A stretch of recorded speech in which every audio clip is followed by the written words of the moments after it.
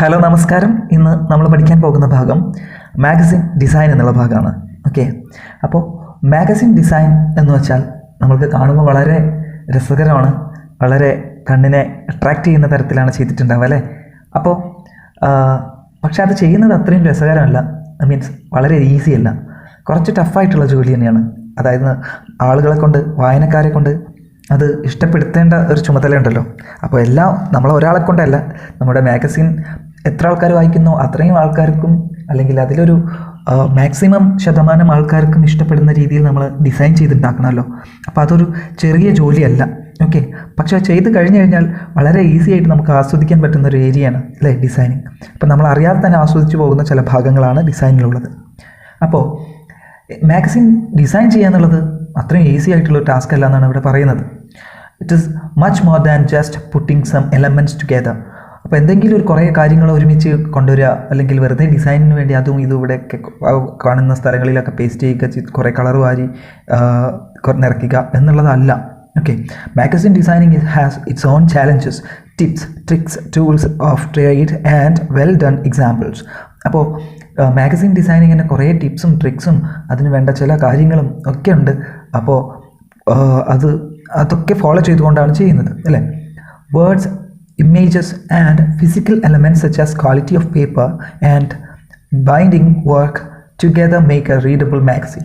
അപ്പോൾ ഒരു മാഗസിനെ റീഡബിൾ ആക്കി മാറ്റുന്നതിന് മുമ്പായിട്ട് പല പല ജോലികളും ഉണ്ട് അല്ലേ. അപ്പോൾ അതൊരു വാക്കുകളും അതിലേക്ക് വരുന്ന ചിത്രങ്ങളും മറ്റ് എലമെൻറ്റ്സുകളും പേപ്പറിൻ്റെ ക്വാളിറ്റിയും അതിൻ്റെ ബൈൻഡ് ചെയ്യുന്നത് അല്ലെങ്കിൽ സ്റ്റാപ്പിൾ ചെയ്യുന്നത്, അവസാനം അതിൻ്റെ പുറംചട്ട അതിനെ പിടിപ്പിക്കുന്നതും, അല്ലെങ്കിൽ അതിനെ എങ്ങനെ ചേർത്ത് നിർത്തുന്നോ അല്ലെങ്കിൽ ബൈൻഡ് ചെയ്തതാണോ സ്റ്റാപ്പിൾ ചെയ്തതാണോ എന്നൊക്കെ ഉള്ളത് ഒരു മാഗസിൻ്റെ മൊത്തം അവസാനത്തെ രൂപത്തിനെ ബാധിക്കും.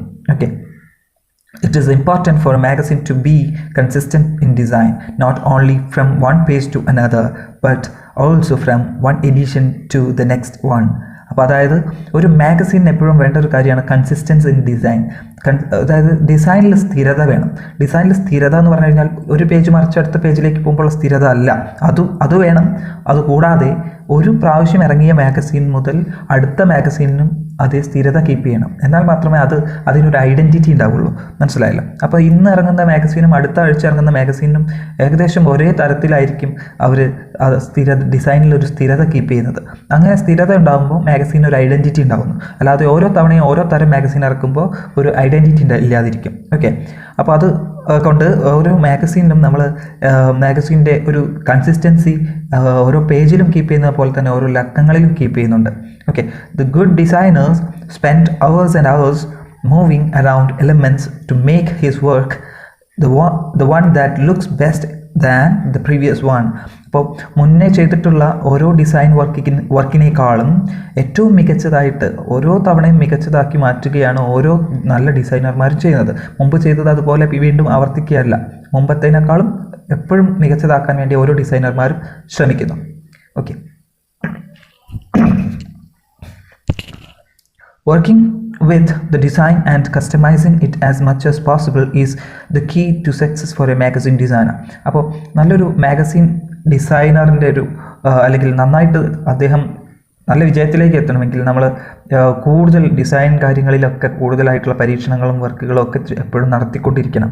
Okay, the best designers take an in depth look at each article and might sometimes even send it back to the author for small adjustments. അപ്പോൾ മാഗസിൻ ഡിസൈനർമാർക്ക് എപ്പോഴും എഴുത്തുകാരുമായിട്ട് നല്ല ബന്ധം ഉണ്ടായിരിക്കണമല്ലോ. കാരണം അവർ എഴുതി തരുന്ന കാര്യങ്ങൾ നമ്മളിതിൽ പേസ്റ്റ് ചെയ്യുമ്പോൾ, അതായത് ഡിസൈനേഴ്സ് പേസ്റ്റ് ചെയ്യുമ്പോൾ അതിൻ്റെ വലിപ്പം കൂടുതലും ചെറുപ്പവും അതിൻ്റെ ലെങ്ത്തും ഒക്കെ ഡിസൈനിനെ കൂടെ ബാധിക്കും. അപ്പോൾ ചെറിയ ചെറിയ അഡ്ജസ്റ്റ്മെൻറ്റുകൾക്കൊക്കെ വേണ്ടിയിട്ട് നമ്മൾ എന്ത് ചെയ്യുന്നു, ഡിസൈനർമാർ എപ്പോഴും എഴുത്തുകാർ അല്ലെങ്കിൽ ഓതേഴ്സുമായിട്ട് കണക്റ്റഡ് ആയിരിക്കും. അവർക്ക് ചെറിയ ചെറിയ അഡ്ജസ്റ്റ്മെൻറ്റുകളൊക്കെ എഴുത്തിൽ മാറ്റം വരുത്തേണ്ടതൊക്കെ ഉണ്ടെങ്കിൽ അവരുമായിട്ട് ചർച്ച ചെയ്ത് ചെയ്യുന്നതാണ്. It takes every small detail starting from alignment to overlapping text and image boxes, color matching, spacing and so on. അപ്പോൾ അതിൽ എല്ലാ തരത്തിലും ചെറിയ ചെറിയ ഡീറ്റെയിൽ പോലും ഇതിനെ ബാധിക്കുന്നതാണെന്നാണ് പറയുന്നത്. എന്തൊക്കെ ചെറിയ ചെറിയ അലൈൻമെൻറ്റ്സ്, ഓവർലാപ്പിംഗ് ടെക്സ്റ്റുകൾ, അതുപോലെ തന്നെ ഒന്നൊന്നിൻ്റെ മുകളിൽ നിൽക്കുന്ന ടെക്സ്റ്റുകൾ, അതുപോലെ തന്നെ ഇമേജ് ബോക്സസ്, ചെറിയ ഇമേജ് കൊടുക്കുന്ന ബോക്സുകൾ, കളർ മാച്ചിങ്, സ്പേസിങ്. ഇതിലെ സ്പേസിംഗ് എന്ന് പറഞ്ഞാൽ ഓരോ നമ്മൾ എവിടെയാണോ അൺപ്രിൻറ്റഡ് ആയിട്ട് വിടുന്നത് അതിനെയാണ് സ്പേസിംഗ് എന്ന് പറയുന്നത്. അങ്ങനെയുള്ള എല്ലാ കാര്യങ്ങളും ഇതിനെ ഡിസൈനിനെ ബാധിക്കുമെന്നാണ് പറയുന്നത്. You need to be organised and keep a balance between ads, text, titles and headings and the other elements. അപ്പോൾ ഓരോ എലമെൻറ്റ്സുമായിട്ട് നമ്മൾ എന്ത് ചെയ്യണം, ഒരു ബാലൻസ് ഉണ്ടായിരിക്കണം. പരസ്യങ്ങളായിട്ടും എഴുത്തുകളായിട്ടും ടൈറ്റിലുകളായിട്ടും ഹെഡിങ്സ് ആയിട്ടും ഒക്കെ ഒരു ബാലൻസ് നമ്മൾ കീപ്പ് ചെയ്യേണ്ടതുണ്ട്. അപ്പോൾ നമ്മൾ അതിൽ പഠിക്കുന്ന കാര്യമാണ് പ്രിൻസിപ്പിൾസ് ഓഫ് മാഗസിൻ ഡിസൈൻ. അപ്പോൾ നമ്മൾ ഈ മാഗസിൻ ഡിസൈൻ എന്താണെന്ന് നമ്മൾ പറഞ്ഞല്ലോ, എത്രയും പ്രധാനപ്പെട്ടതാണെന്ന്. അപ്പോൾ മാഗസിൻ ഡിസൈൻ എന്താണെന്ന് പറഞ്ഞതിന് ശേഷം മാഗസിൻ്റെ ഡിസൈൻ ചെയ്യുമ്പോൾ നമ്മൾ പാലിക്കേണ്ട ചില തത്വങ്ങളുണ്ട്. അതെന്തൊക്കെയാണെന്നാണ് ഇപ്പോൾ പറയുന്നത്. Principles of magazine design. All designers make use of basic principles of design that help them to create magazine. അപ്പോൾ ഒരു മാഗസിൻ ക്രിയേറ്റ് ചെയ്യുന്നതിനായിട്ട് എല്ലാ ഡിസൈനർമാരും അതിൻ്റെ അടിസ്ഥാന തത്വങ്ങൾ ശീലിച്ച് അല്ലെങ്കിൽ ചെയ്തു തന്നെയാണ്, അല്ലെങ്കിൽ അതിൻ്റെ സഹായം തേടിക്കൊണ്ടാണ് ചെയ്യുന്നത്. ഓക്കെ, പല ജോലികളും നമ്മൾ കണ്ടിട്ടുണ്ട്. ചില പ്രിൻസിപ്പിൾസ് ഒന്നും ചിലപ്പോൾ പുതിയ കാലഘട്ടത്തിൽ ഉപയോഗിക്കേണ്ടി വരില്ല. പക്ഷേ ഡിസൈനിൻ്റെ കാര്യത്തിൽ നമ്മൾ ആ പ്രിൻസിപ്പിൾസൊക്കെ ഫോളോ ചെയ്തുകൊണ്ട് തന്നെയാണ് ഡിസൈനർമാർ ചെയ്തു വരുന്നത്. Layout designers should strictly follow these principles as they are only on the entry point in the profession. അപ്പോൾ പുതിയ ലേഔട്ട് ഡിസൈനർമാരൊക്കെ എന്ത് ചെയ്യണം, പ്രിൻസിപ്പിൾസൊക്കെ നന്നായിട്ട് ഉപയോഗിക്കണം. അതായത് മാഗസിൻ ഡിസൈൻ പ്രിൻസിപ്പിൾസൊക്കെ നന്നായിട്ട് ഉപയോഗിക്കേണ്ടതുണ്ട്. കാരണം അവരുടെ ഒരു പ്രവേശനം അല്ലെങ്കിൽ അവരുടെ ഒരു എൻട്രിയാണ് നമ്മുടെ ഈ പ്രൊഫഷനിലേക്ക്. അതുകൊണ്ട് ആ പ്രിൻസിപ്പിൾസൊക്കെ നന്നായിട്ട് യൂസ് ചെയ്ത് തന്നെ വന്നു കഴിഞ്ഞാൽ പിന്നീട് നമുക്ക് ഇഷ്ടമുള്ള രീതിയിലേക്ക് അതിനെ കൊണ്ടുപോകാൻ സാധിക്കും, ഇത് കൈവിടാതെ. ഓക്കെ, അപ്പോൾ അങ്ങനെ പറയുന്ന ആ പ്രിൻസിപ്പിൾസ് ഏതൊക്കെയാണെന്ന് നോക്കാം. The standard designing principles are balance, contrast, proportion, unity. അപ്പോൾ ഈ 4 എണ്ണമാണ് നമുക്ക് പ്രിൻസിപ്പിൾസ് ഓഫ് മാഗസിൻ ഡിസൈൻ എന്നുള്ള ഭാഗത്തു നിന്ന് പഠിക്കാനുള്ളത്. അപ്പോൾ അതെന്താണെന്ന് നോക്കാം. Balance, contrast, proportion, unity. അതിൽ ഒന്നാമത്തേതായ ബാലൻസിനെ നമ്മൾ എടുത്തൊന്ന് പഠിക്കുകയാണ്. Balance. As magazines are usually kept in the 2-page spread position in the reader's hands, his or her eyes moves across a double page spread. Okay, നിങ്ങൾ ഒരു മാഗസിൻ ഒരു വ്യക്തി ഉപയോഗിക്കുന്നത് എങ്ങനെയാണ്? ഒരു സ്പ്രെഡ് പേജ് പൊസിഷനിലാണ് അല്ലേ? പേജുകൾ ഒരു ബുക്ക് തുറന്ന് വെച്ച് വായിക്കുന്ന രീതിയിൽ നമ്മൾ വായിക്കുന്നു അല്ലേ? അപൂർവം ചില ഘട്ടത്തിൽ അത് മടക്കി വെച്ചും ഉപയോഗിക്കാറുണ്ട്. എങ്കിലും മാഗസിൻ വായിക്കേണ്ട ഒരു രീതി എന്ന് പറഞ്ഞു കഴിഞ്ഞാൽ ഓപ്പൺ സ്പ്രെഡ് ആയിട്ടാണ് അല്ലേ?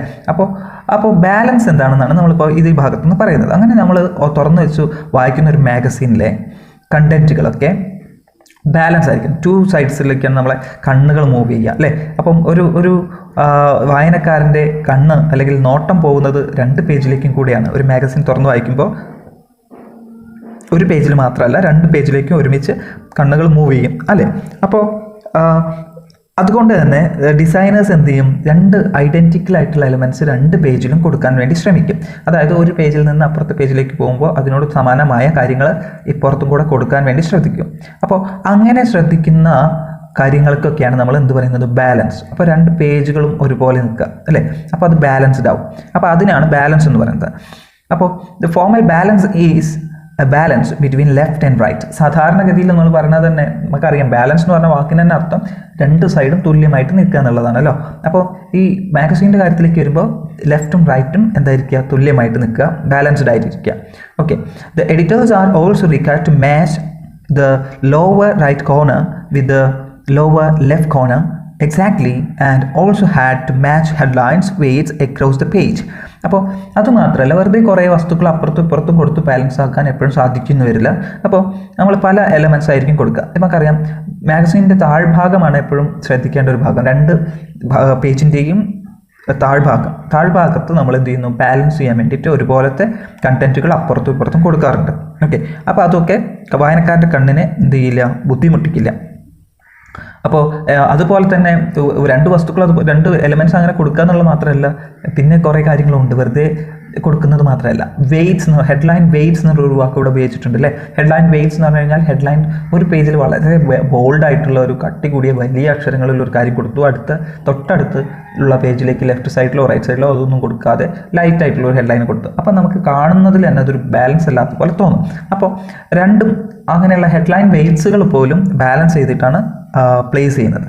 ഓക്കെ, പേജുകളിൽ even the headlines and photographs at the bottom of the page have to be balanced symmetrically. അപ്പോൾ ഹെഡ്ലൈൻസും ഫോട്ടോഗ്രാഫ്സും ഒക്കെ താഴ്ഭാഗത്ത് കൊടുക്കുന്നുണ്ടെങ്കിൽ അതിനെ ബാലൻസ് ചെയ്ത് നിർത്തേണ്ടതുണ്ട്. ഓക്കെ, അങ്ങനെ തുലനമായി നിർത്തുന്നതിനെയാണ് നമ്മൾ ഡിസൈനിൽ ബാലൻസ് എന്ന് പറയുന്നത്. Okay, thus balance is not achieved by merely matching identical elements on the page. നമ്മൾ പറഞ്ഞല്ലോ, ഒരുപോലുള്ള വസ്തുക്കൾ അപ്പുറത്തെ പേജിലും ഇപ്പുറത്തെ പേജിലും കൊടുത്തു കഴിഞ്ഞാൽ ബാലൻസ്ഡ് ആവില്ല. അപ്പോൾ അതിൻ്റെ വെയ്റ്റ്സും ഉണ്ട് അല്ലേ. ഒരു ഇമേജ് അവിടെ കൊടുത്തു, ഒരു ഇമേജ് അവിടെ കൊടുത്തു, അങ്ങനെ വന്നു കഴിഞ്ഞാൽ ബാലൻസ് ആവണമെന്നില്ല. പക്ഷേ അതിൻ്റെ വെയ്റ്റ്സ് ഉണ്ട്. എത്ര സൈസിലുള്ള ഒരു ഇമേജാണ് നമ്മൾ അപ്പുറത്ത് കൊടുക്കുന്നത്, അതുപോലെ ഇപ്പുറത്ത് എങ്ങനെയാണ് കൊടുക്കുന്നത് എന്നൊക്കെ നോക്കി ആ ബാലൻസ് വരുത്താൻ വേണ്ടി വെയ്റ്റ്സുകളും ശ്രദ്ധിക്കുന്നു. Other factors such as the apparent weights of the elements on the page need to be considered. നമ്മളിപ്പോൾ പറഞ്ഞ പോലെ തന്നെ ഓരോന്നിൻ്റെയും ടെക്സ്റ്റിൻ്റെ ആയാലും ഇമേജിൻ്റെ ഒക്കെ ആയാലും വെയ്റ്റ്സ് എങ്ങനെയാണ് നോക്കിയിട്ടാണ് അതിനനുസരിച്ചാണ് ബാലൻസ് ചെയ്യുന്നത്. അല്ലാതെ ഒരേ ടൈപ്പ് എലമെൻറ്റ്സ് അപ്പുറത്തും ഇപ്പുറത്തും കൊടുത്താൽ ഒരിക്കലും ബാലൻസ് ആവില്ല. ഓക്കെ, രണ്ടാമത്തത് നമ്മൾ ഒന്നാമത് പഠിച്ചത് ബാലൻസ് ആണ്. രണ്ടാമത്തത് കോൺട്രാസ്റ്റ് ആണ്. കോൺട്രാസ്റ്റ് എന്ന് പറഞ്ഞാൽ വൈരുദ്ധ്യതയാണ്, അതായത് വിപരീതമായിട്ടുള്ള കാര്യങ്ങൾ കൊടുക്കുന്നു. ഓക്കെ, അപ്പം നമ്മൾ ബാലൻസ്ഡ് ആയിട്ടുള്ളതെന്ന് പറഞ്ഞു. അപ്പം വിപരീതത്തിൻ്റെ ഈ ഡിസൈനിങ് പ്രിൻസിപ്പിളിൽ തന്നെ രണ്ടാമത് വരുന്നതാണ് കോൺട്രാസ്റ്റ്. വിപരീതമായിട്ടുള്ളതും ചെയ്യണം എന്നുള്ളത്. അതെന്താ നോക്കാം. A magazine page should have one focal point or centre of visual interest with smaller contrasting elements. എല്ലാ മാഗസിൻ മാത്രമല്ല ഏത് സ്ഥലത്തിലും ഒരു വിഷ്വൽ ഇൻട്രസ്റ്റ് വരുന്ന ഒരു ഭാഗം ഉണ്ടാവും, ഒരു സെൻറ്റർ ഓഫ് വിഷ്വൽ ഇൻട്രസ്റ്റ്, നമ്മുടെ നോട്ടം പരമാവധി എത്തിപ്പെടുന്ന ഒരു ഭാഗം. ഓക്കെ, അപ്പോൾ അങ്ങനെയുള്ള ഭാഗങ്ങളെയാണ് ഇവിടെ ഉദ്ദേശിക്കുന്നത്. അപ്പോൾ അവിടെയൊക്കെ നമ്മൾ കോൺട്രാസ്റ്റിംഗ് എലമെൻറ്റ്സ് കൊടുത്തിട്ട് ഫിൽ ചെയ്യുന്നു. ഒന്ന് ഒരു ഇപ്പുറത്ത് കൊടുത്തതിനോട് നേരെ ഓപ്പോസിറ്റ് ആയിട്ടുള്ള ടൈപ്പ് അപ്പുറത്ത് കൊടുക്കുന്നു അല്ലേ.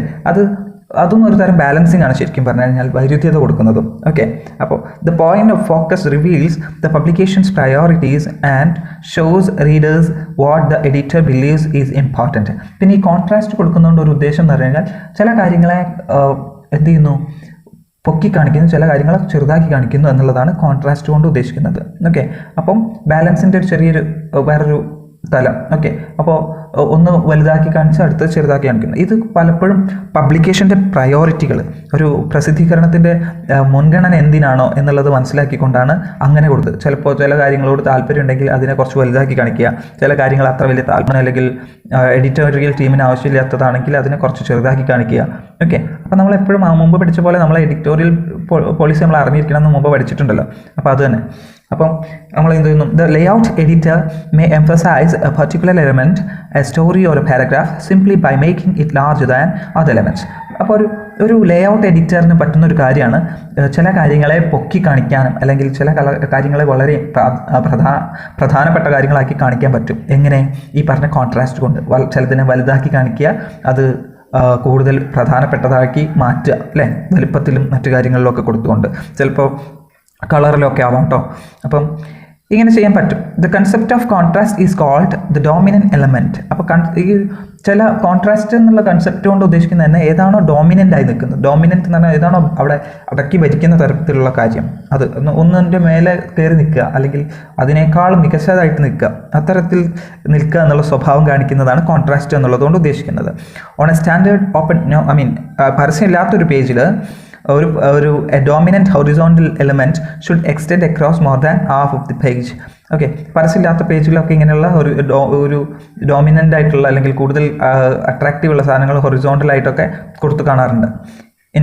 In addition pages often rely on colour for contrast. ഈ കോൺട്രാസ്റ്റ് വൈരുദ്ധ്യത വരുത്താൻ വേണ്ടി, ഈ ഒരു വ്യത്യാസം അല്ലെങ്കിൽ വിപരീതത വരുത്താൻ വേണ്ടിയിട്ട് എന്ത് ചെയ്യുന്നു, വൈപരീത്യം വരുത്താൻ വേണ്ടിയിട്ട് ഇവരെന്ത് ചെയ്യുന്നു, കളർ കൂടുതലായിട്ട് ഉപയോഗിച്ച് കാണാറുണ്ട്. കളറ് കോൺട്രാസ്റ്റ് ആക്കി മാറ്റാം അല്ലേ. ഒരു ഭാഗത്ത് ഒരു കളർ കൊടുക്കുന്നു, ഡള്ളായിട്ടുള്ള കൊടുക്കുന്നു, അടുത്ത സ്ഥലത്ത് ഒരു ബ്രൈറ്റ് കളർ കൊടുക്കുന്നു. അപ്പോൾ നമ്മൾ ബ്രൈറ്റ് കളറുള്ള ഭാഗത്തേക്ക് ശ്രദ്ധിച്ചു പോകുന്നു എന്നുള്ളതൊക്കെയാണ്. Some designers use neutral colour blocks behind stories to spotlight and unify such elements. ചില ഡിസൈനർമാർ എന്ത് ചെയ്യുന്നു, ചില ന്യൂട്രൽ ആയിട്ടുള്ള കളറുകളൊക്കെ ഉപയോഗിച്ച് ബാക്ക്ഗ്രൗണ്ട് കൊടുക്കുന്നു. കണ്ടില്ലേ, മാഗസീനിലാണ് ഏറ്റവും കൂടുതൽ കണ്ടിട്ടുള്ളത് ഈ ടെക്സ്റ്റിൻ്റെ ബാക്കിൽ ഒരു കളർ കൊടുക്കുക. അതായത് പത്രത്തിലൊന്നും കാണാത്തൊരു കാര്യമാണ്. പത്രത്തിലും ഉണ്ടാവാറുണ്ട് ഇടയ്ക്ക്, പക്ഷേ ടെക്സ്റ്റിൻ്റെ ബാക്കിൽ ഒരു കളർ കൊടുത്തിട്ട് അതിനെ കൂടുതൽ ഹൈലൈറ്റ് ആക്കുന്ന തരത്തിലൊക്കെ ചെയ്യാം. ഓക്കെ, അതൊക്കെ. The layout editor may also use contrasting typefaces and shapes focus balance and lend visual interest to a page. ഒരു പേജിന് വിഷ്വൽ ഇൻട്രസ്റ്റ് കൂടുതൽ കൊടുക്കാൻ വേണ്ടി, ഒരു ദൃശ്യ താല്പര്യം കൂടുതൽ എത്തിക്കാൻ വേണ്ടിയിട്ട്, ആൾക്കാർക്ക് കാഴ്ചയിൽ തന്നെ താല്പര്യം തോന്നുന്ന രീതിയിലേക്ക് ആക്കാനും വേണ്ടിയിട്ട് കോൺട്രാസ്റ്റ് ആക്കേണ്ടിയിരിക്കുന്നല്ലോ. അങ്ങനെ കോൺട്രാസ്റ്റ് ചെയ്യുമ്പോൾ ചില ഡിസൈനർമാർ എന്തൊക്കെ ഉപയോഗിക്കുന്നു, ടൈപ്പ് ഫേസുകളൊക്കെ അല്ലേ. ടൈപ്പ് ഫേസ് പറഞ്ഞാൽ ഫോണ്ടുകളെയാണ് കേട്ടോ. ഈ ഫോണ്ടുകളൊക്കെ വ്യത്യസ്തമായ ഫോണ്ടുകൾ ഉപയോഗിക്കുക, പിന്നെ വ്യത്യസ്തമായിട്ടുള്ള ഷേപ്പുകൾ ഉപയോഗിക്കുക, ചില സർക്കിളുകളൊക്കെ കൊടുത്തിട്ട് അതിനുള്ളിൽ അക്ഷരങ്ങൾ കൊടുക്കുക, അങ്ങനെയൊക്കെ. അപ്പോൾ അതൊക്കെ വൈരുദ്ധ്യത വരുത്താൻ വേണ്ടിയിട്ട്, ഈ പേജും ആ പേജുമായിട്ട് ചെറിയ വ്യത്യാസമുണ്ട്, അല്ലെങ്കിൽ ഇതും അതുമായിട്ട്, അല്ലെങ്കിൽ എഴുതി വെച്ച മറ്റ് പാരഗ്രാഫുകളുമായിട്ട് ഈ സാധനം വ്യത്യാസം ഉണ്ടെന്ന് കാണിക്കാൻ വേണ്ടി ഒരു ബോളിനുള്ളിൽ കൊടുക്കുക, ഒരു ബോക്സിനുള്ളിൽ കൊടുക്കുക, അങ്ങനെയുള്ള രീതികളൊക്കെ, അല്ലെങ്കിൽ വേറൊരു ഫോണ്ടിൽ കൊടുക്കുക, അങ്ങനെയൊക്കെ. അതിനൊക്കെയാണ് നമ്മൾ ഈ വൈരുദ്ധ്യത എന്ന് പറയുന്നത്, അല്ലെങ്കിൽ കോൺട്രാസ്റ്റ് എന്ന് പറയുന്നത്. Many modern publications use light-faced drop heads, also called underlines, and pop-out quotations to contrast with bold-faced main headlines.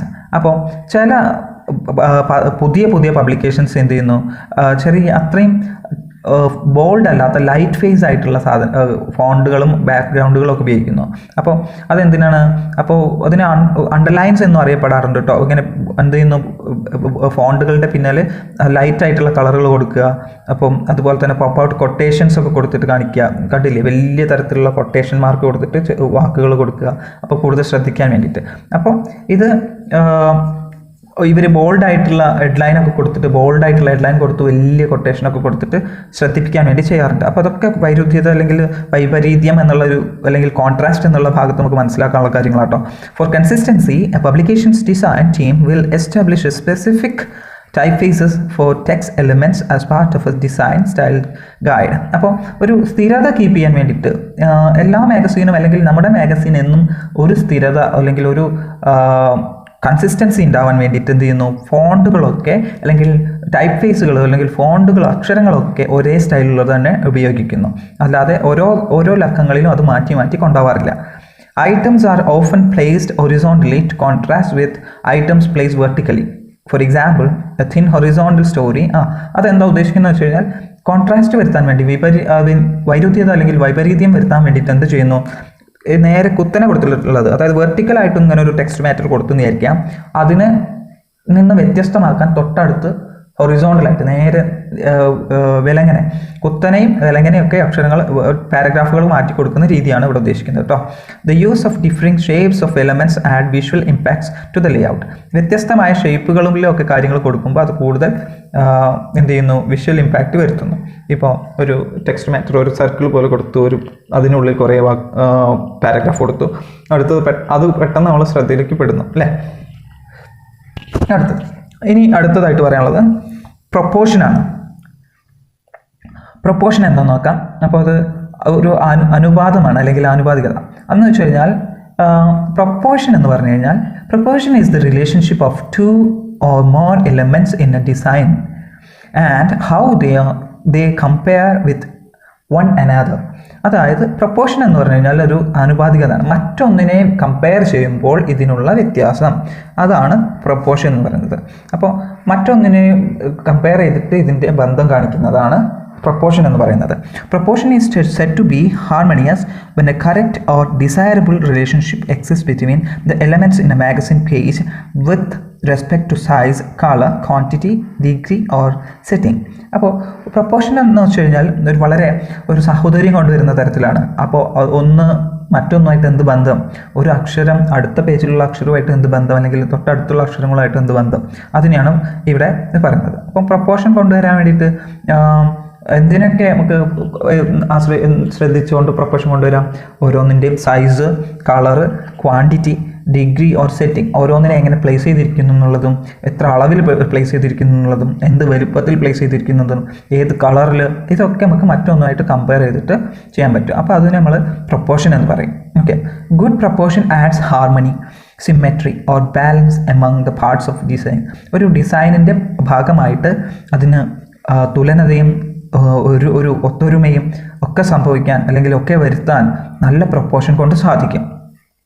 The effective use of proportion in design is often referred to as harmony, a relationship in which the various elements of the composition appear as if they belong together in size and distribution. അപ്പോൾ എപ്പോഴും പ്രൊപ്പോർഷനെ കൊണ്ട് നമുക്ക് കിട്ടുന്ന ഗുണം നല്ലൊരു സാഹോദര്യവും നല്ലൊരു ബന്ധവുമാണ്. ആ പേജിലുള്ള എല്ലാ എലമെൻസുമായിട്ട് കിട്ടുന്ന നല്ലൊരു ബന്ധവും അവ നന്നായിട്ട് കമ്പോസ് ചെയ്യപ്പെടും എന്നുള്ളതാണ് പ്രൊപ്പോർഷൻ കൊണ്ട് നമുക്ക് കിട്ടുന്ന ഗുണം. അടുത്തതാണ് unity.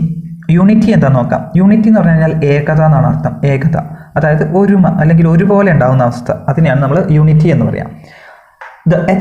To achieve unity, also called structure, a publication carries its design themes throughout all pages as well as within individual layouts. അപ്പോൾ ഓരോ പേജിലും അല്ലെങ്കിൽ ഒരു മാഗസീനിൽ തന്നെ മൊത്തം തീം ഉണ്ടാവും അല്ലേ. ഒരു മാഗസീൻ ഇറങ്ങുമ്പോൾ നമുക്കറിയാം, ചിലപ്പോൾ നമുക്കൊരു എക്സാമ്പിൾ എടുക്കാം, എല്ലാ ആഴ്ചയിലും പുതിയ പുതിയ കാര്യങ്ങളെ ഹൈലൈറ്റ് ചെയ്തുകൊണ്ടായിരിക്കും മാഗസീനുകൾ പുറത്തിറങ്ങാം അല്ലേ. അപ്പോൾ ഒരു കവർ സ്റ്റോറി ആയിരിക്കാം, അല്ലെങ്കിൽ പുതിയ എന്തെങ്കിലും സംഭവങ്ങളായിരിക്കാം. അതുപോലെ തന്നെ നിങ്ങൾക്കറിയാം, ഒരു ക്രിസ്മസ് അല്ലെങ്കിൽ ഓണം, വിഷു ഒക്കെ വരുമ്പോൾ അതിനെ ഫോക്കസ് ചെയ്ത് വരുന്ന മാഗസീനിലെ എല്ലാ പേജിലും ഒരേ ഒരു ഫീൽ കിട്ടും അല്ലേ. അപ്പോൾ അതുപോലെ അങ്ങനെ ഫീൽ കിട്ടാൻ വേണ്ടിയിട്ട് നമ്മൾ എന്ത് ചെയ്യുന്നു, ഒരേ തരത്തിലുള്ള എലിമെൻറ്റ്സ് അവിടെ കൊടുക്കും. അപ്പോൾ ഒരേ തരത്തിലുള്ള എലിമെൻറ്റ്സോ കളേഴ്സോ ഒക്കെ ആയിരിക്കാം കൊടുക്കുന്നത്, എന്തെങ്കിലും ഒന്നായിരിക്കാം. പക്ഷേ അതിൻ്റെ റിസൾട്ട് എന്താണെന്ന് വെച്ച് കഴിഞ്ഞാൽ മാഗസിൻ വായിക്കുന്ന ആൾക്കാർക്ക് ഒരേ ഫീൽ വരുന്നു, ഒരു യൂണിറ്റി, ഈ മാഗസിൻ്റെ മൊത്തത്തിലൊരു സ്വഭാവം ഉണ്ടെന്നുള്ളൊരു ഫീൽ വരുന്നു അല്ലേ. അപ്പോൾ നമുക്കൊരു ഓണത്തിൻ്റെ കിട്ടുന്ന ഒരു മാഗസിൻ്റെ എല്ലാ പേജിലും ഓണപ്പൂക്കൾ ഡിസൈൻ ചെയ്ത് കൊടുക്കുക, അല്ലെങ്കിൽ ഓണവും സംബന്ധിച്ച എന്തെങ്കിലും ഒരു മാവേലിയുടെ ചിത്രമോ എന്തെങ്കിലുമൊക്കെ ചെയ്ത് കൊടുക്കും. അങ്ങനെയൊക്കെ ചെയ്യുമ്പോൾ നമുക്ക് ആ പേജ് അല്ലെങ്കിൽ ആ മാഗസിൻ മുഴുവൻ വായിക്കുമ്പോൾ നമുക്കൊരു യൂണിറ്റി കിട്ടും അല്ലേ, ഒരു സ്വഭാവം കിട്ടുന്നു അല്ലേ. അപ്പം in a unified publication, all elements of the designs are related.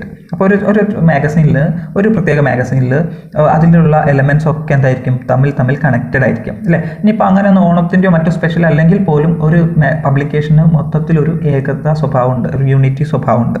The section headings, headlines, caption and column logos are stylistically consistent, and the sections and columns appear in the same place in each issue അല്ലേ. അപ്പോൾ അതുപോലെ തന്നെ നമുക്ക് ശ്രദ്ധിക്കാൻ പറ്റുന്ന ഒരു കാര്യം, unity keep ചെയ്യാൻ വേണ്ടിയിട്ട് മാഗസീൻസ് ചെയ്യുന്ന കാര്യമാണ് മാഗസീനിലെ കോളംസ്, മാഗസീനിലെ ലോഗോ, മാഗസീൻ്റെ ക്യാപ്ഷൻസ്, മാഗസീൻ്റെ ചില ഹെഡിങ്സ്, ഇപ്പോൾ ഹെഡ്ലൈൻസ്, ഇതൊക്കെ ഒരേ സ്ഥലത്താണ് സ്ഥിരമായിട്ട് കൊടുക്കുക അല്ലേ. അപ്പോൾ എന്ത് ചെയ്യുന്നു, ഒരു പേജ് മുഴുവൻ, ഒരു മാഗസീൻ്റെ എല്ലാ പേജുകളിലും ഏകദേശം ഒരേ ശൈലി കീപ്പ് ചെയ്യുന്നു. ആ ശൈലി കീപ്പ് ചെയ്യുന്നത് എന്തിനു വേണ്ടിയിട്ടാണ്, ഈ യൂണിറ്റി കിട്ടാൻ വേണ്ടി. അപ്പോൾ യൂണിറ്റി എന്നുള്ളത് മാഗസീൻ ഡിസൈൻ ചെയ്യുമ്പോൾ നമ്മൾ ശ്രദ്ധിക്കേണ്ട ഒരു പ്രിൻസിപ്പിളാണ്. ഓക്കെ, അപ്പോൾ ഒരു ഏകത, ഒരു യൂണിറ്റി സ്വഭാവം ഉണ്ടാകാൻ വേണ്ടിയിട്ട് നമ്മൾ ഹെഡിങ്സ് ഒക്കെ എല്ലാ പേജിലും ഏകദേശം ഒരുപോലെ കൊടുക്കുന്നു. അടുത്ത ക്യാപ്ഷൻസ് ഉണ്ടെങ്കിൽ അത് കൊടുക്കുന്നു, ഒരുപോലെ കൊടുക്കുന്നു. ഒരു ഇമേജിന് ഒരു ക്യാപ്ഷൻ കൊടുത്തു കഴിഞ്ഞാൽ അടുത്ത പേജിലോ കഴിഞ്ഞ് വരുന്ന ഏതെങ്കിലും ഒരു പേജിലൊക്കെ കൊടുക്കുന്ന ക്യാപ്ഷനും മുമ്പ് കൊടുത്തതുപോലെ തന്നെ കൊടുക്കുന്നു, പ്ലേസ് ചെയ്യുന്നു. അതുപോലെ തന്നെ കോളം ലോഗോസ്, നമ്മൾ കൊടുക്കുന്ന ഓരോരുത്തരും ഫോട്ടോസൊക്കെ ഒരുപോലെ കൊടുക്കുമ്പോൾ അതിനൊരു യൂണിറ്റി സ്വഭാവം ഉണ്ടാകുന്നു അല്ലേ. പിന്നെ നമുക്ക് Unity also refers to the idea that individual stories or related elements packaged together can have greater visual impact if they are designed in modules. Most modern designs, beautiful in its simplicity, puts a premium on unity because a unified approach communicates the message more effectively to readers. അപ്പോൾ നമ്മുടെ വായനക്കാരിലേക്ക് ഏറ്റവും നല്ല രീതിയിലേക്ക് എത്താൻ വേണ്ടിയിട്ട് ഇന്നത്തെ കാലത്ത് ഏറ്റവും കൂടുതൽ ഉപയോഗിക്കുന്ന ഒരു ടെക്നിക്കാണ് സിംപ്ലിസിറ്റി, അധികം ആർഭാടം കാണിക്കാതെ ഉള്ള ഡിസൈനിങ്. ഓക്കെ, ഇതൊക്കെ ഓരോ പേജിലും കണ്ടിന്യൂസ് ആയിട്ട് കൊടുക്കുന്നതോടുകൂടി നമ്മുടെ മാഗസീൻ ഒരു യൂണിറ്റി ഉണ്ടാവും എന്നാണ് പറയുന്നത്. അപ്പോൾ മാഗസീൻ്റെ യൂണിറ്റി എന്നുള്ള ക്വാളിറ്റിയല്ല പ്രിൻസിപ്പിൾസിൽ ഒന്നാണ് നമ്മൾ പഠിച്ചത്. അപ്പോൾ ശ്രദ്ധിക്കുക, നമുക്ക് പഠിക്കാനുള്ളത് പ്രിൻസിപ്പിൾസ് ഓഫ് മാഗസിൻ ഡിസൈൻ ആണ്. പ്രിൻസിപ്പിൾസ് ഓഫ് മാഗസിൻ ഡിസൈനിൽ നമുക്ക് പഠിക്കാനുള്ളത് 4 പ്രിൻസിപ്പിൾസാണ്. Balance, 2 contrast, 3 proportion, 4 unity. Okay, ഇന്നത്തെ ക്ലാസ് ഇത്രയാണ്. Thank U.